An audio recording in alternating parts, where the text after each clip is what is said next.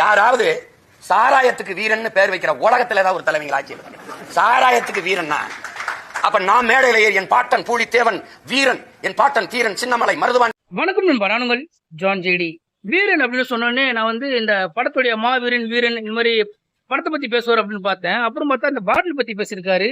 So இந்த வீரன் அப்படின்றது நான் இப்போதான் இந்த பாட்டில் ஒரு பேர் இருக்கா நான் கேள்விப்படுறேன். ஸோ உங்களுக்கு எப்போ தெரியும் அப்படின்னு கமெண்ட் பண்ணுங்க. அதில் முக்கியமான விஷயம் பார்த்தீங்கன்னா, அதாவது வீரன் அப்படின்றது எங்க பாட்டை முப்பாட்டன் அவங்களாம் நான் சொல்ல நினைச்சேன்னா அவ்வளோ விஷயங்கள் இருக்கு. ஆனா அதெல்லாம் விட்டுட்டு ஒரு பாட்டிலுக்கு போய் ஒரு மருந்துக்கு ஒரு சரக்குக்கு போயிட்டு ஒரு வீரன் பேர் வச்சுக்கிறீங்களே, அப்போ வீரன்ற பேருக்குலாம் என்ன அர்த்தம் சொல்லுவீங்க? ஸோ அதுபோலாம் பாத்தீங்கன்னா, அப்போ ஆப்னா என்ன அப்படின்னு சொல்லியிருக்காரு. ஆப் யாரை பத்தி சொல்லியிருக்காரு.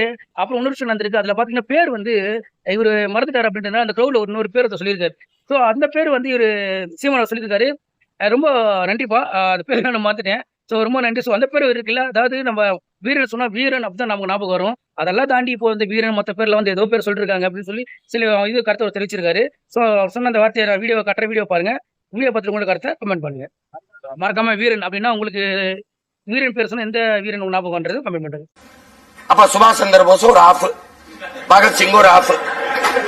என்னடா சிரிக்கிறீங்க? என்ன நீ சிரிக்கிற? அண்ணன் நெப்போலியன் இருக்காரு.